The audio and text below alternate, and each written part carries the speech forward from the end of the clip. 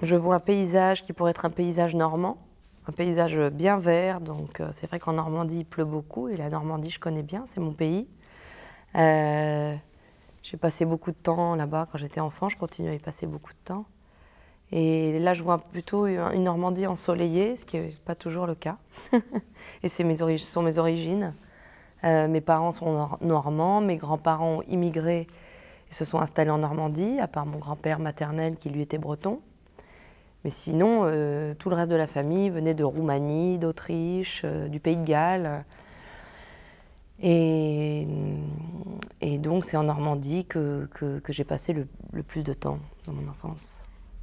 Donc là, je vois, je vois ce qui, à mon avis, ce qui pour moi était le début du spectacle, le début de mon envie de faire du spectacle, c'est-à-dire une patineuse.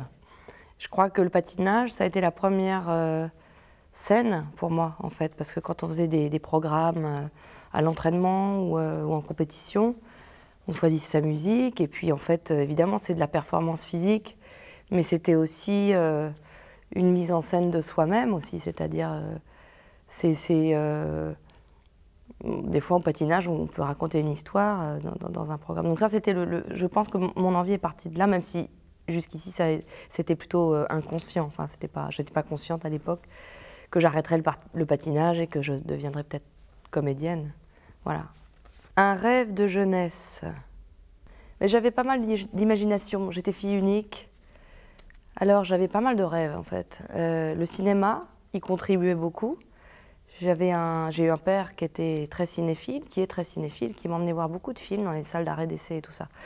Et tout ça, ça nourrissait mon imaginaire. Donc je pense que je rêvais de cinéma, que je rêvais d'amour aussi. Et c'est-à-dire que tous les personnages que j'inventais, quand j'étais petite, c'était finalement des personnages que j'essaye d'inventer aujourd'hui. Je suis restée sur tout ça a un sens, quoi. Monsieur Bert, et ben ça c'est mon ami, c'est un de mes, il fait partie de mes amis. J'en ai des amis tendres et très chers. C'est quelqu'un qui m'a plu la première fois que je l'ai vu. On s'est rencontrés il y a très longtemps, j'avais 18 ans. J'étais à l'école de la rue Blanche, Édouard était au cours Florent, on s'était rencontrés à la Pizza Pinot, où Édouard m'avait offert un ballon, et j'avais trouvé ça génial. Et puis de là est née une amitié où il y a eu aussi des expériences professionnelles assez intenses et inoubliables, notamment tous les spectacles d'Édouard, et en particulier Luigi Prizzotti, parce que c'était son premier spectacle. Et moi, je lui avais demandé d'être assistante mise en scène. Je lui avais dit, j'aimerais bien ne pas être comédienne dans le spectacle, je voudrais t'assister à la mise en scène, parce qu'Édouard, il fait des mises en scène assez éblouissantes, mais dans la vie aussi. C'est-à-dire c'est quelqu'un avec qui c'est étonnant et toujours passionnant de passer du temps. Et en plus, c'est un ami de confiance, et quelqu'un sur qui je peux compter, sur quelqu'un sur qui j'ai toujours pu compter. Donc ça, c'est très précieux. Voilà, c'est un bon pote. C'est aussi un bon pote parce qu'on rigole beaucoup, mais c'est pas que ça. L'esprit de famille, ça c'est une question qui est compliquée pour moi, l'esprit de famille. Parce que la photo que je vois, c'est une famille nombreuse et qui pique-nique. Et j'ai peu de souvenirs comme ça, très honnêtement. J'ai pas tellement de souvenirs comme ça. Du côté des Drucker, ils sont peu nombreux. On est peu nombreux. Et la génération de mon père, c'était des hommes qui travaillaient énormément, qui ont fait des carrières, que ce soit Jean, mon oncle, Michel, mon père qui est scientifique et qui travaille à l'hôpital. Donc j'ai eu l'image de ces hommes qui faisaient des métiers qui étaient des vocations. Et je pense que ça m'a influencée aussi dans mon rapport à mon métier d'aujourd'hui. Mais c'est à double tranchant, parce que c'est du coup les pique-niques au bord de l'eau, en famille nombreuse, et avec des sandwichs et tout ça, j'en ai pas connu beaucoup. Mais bon, voilà, pas comme ça en tout cas. Et du côté de ma mère, l'esprit de famille, on se réunissait souvent sur les îles Chausey. Ma grand-mère, Dorothy, qui était galloise, nous réunissait toujours dans un... On se retrouvait là-bas, ce qui me donne des ailes. Ce qui me donne des ailes, l'amour, l'amour des enfants, l'amour effectivement de la famille, l'amour de... Puis l'amour aussi, enfin, c'est peut-être pas le bon mot, mais les amitiés, les rencontres que je fais aussi dans mon métier.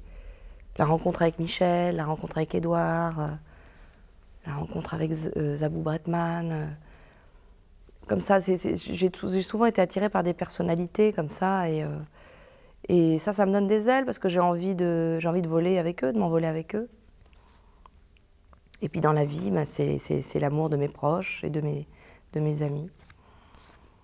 Les États-Unis, le drapeau américain. Bah, le drapeau américain, ça a été un de mes rêves de jeunesse, en fait. Enfin, j'ai eu la chance, quand j'étais petite, de vivre à Washington et à Boston. J'étais enfant, donc j'ai découvert les États-Unis dans les années 70, début 80. Et je venais de Tours et de Vire. Donc les États-Unis, c'était la démesure, les grandes voitures, le cinéma américain qui a bercé mon enfance. Et c'était toujours... Après, quand je revenais en France, je me disais toujours « Ah, le rêve américain, ça reste très très fort ». Puis dans les écoles américaines, quand vous êtes enfant, il y a une espèce d'état d'esprit chez les Américains où vous dessinez un papillon, vous dessinez n'importe quoi, on vous dit « Mais c'est génial, you can do it », quoi. Alors, une Porsche. Si j'étais un homme, si j'étais un homme, ce ne serait pas le premier truc que je ferais, hein. La voiture, la puissance, tout ça, ça ne m'intéresse pas tellement. J'ai pas de frustration à être une femme, à me dire j'ai la chance de me sentir d'être très indépendante et je me suis toujours sentie indépendante et libre et j'ai pas de complexe par rapport aux hommes et au fait d'être une femme. De bons souvenirs. Eh bien, la place Clichy, je dirais. La place Clichy, qui est la première image que j'ai de Paris. Ma grand-mère Lola habitait place Clichy. Et donc, quand je venais de Tours, le premier truc que je faisais, c'est que j'allais... Elle habitait au 5e étage et je regardais la place Clichy, les cinémas Le Vepler, il y avait Lynn Renault en néon. Et Paris me faisait rêver, oui.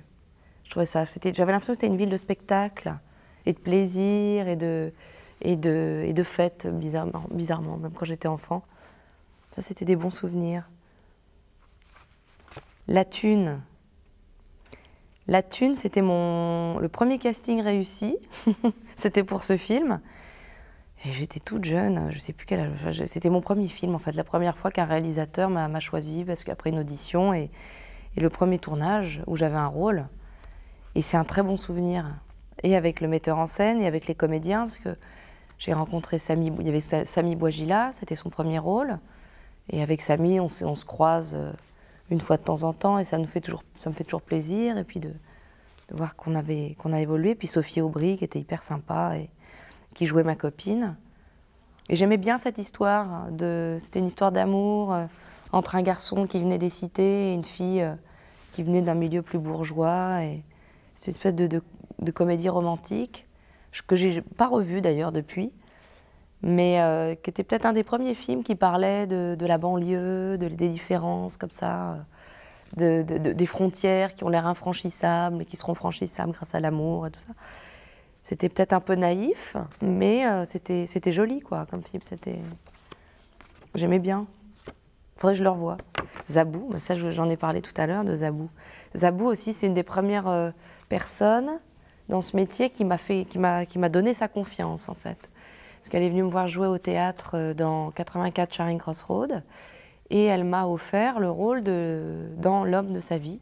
Et ces personnes-là qui vous offrent leur confiance, c'est très important. Roger Hanin, le misanthrope, c'est mon premier rôle au théâtre. Première expérience théâtrale, on avait fait des festivals, on avait fait le festival de Pau. Puis c'était mon premier grand rôle au théâtre. Je faisais Eliante dans Le Misanthrope, qui est une pièce sublime. Et c'était très important, hein, le premier. C'est déterminant, ces moments-là.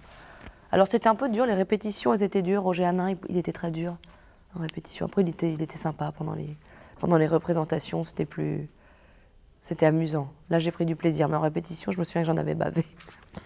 Et c'est déjà fini.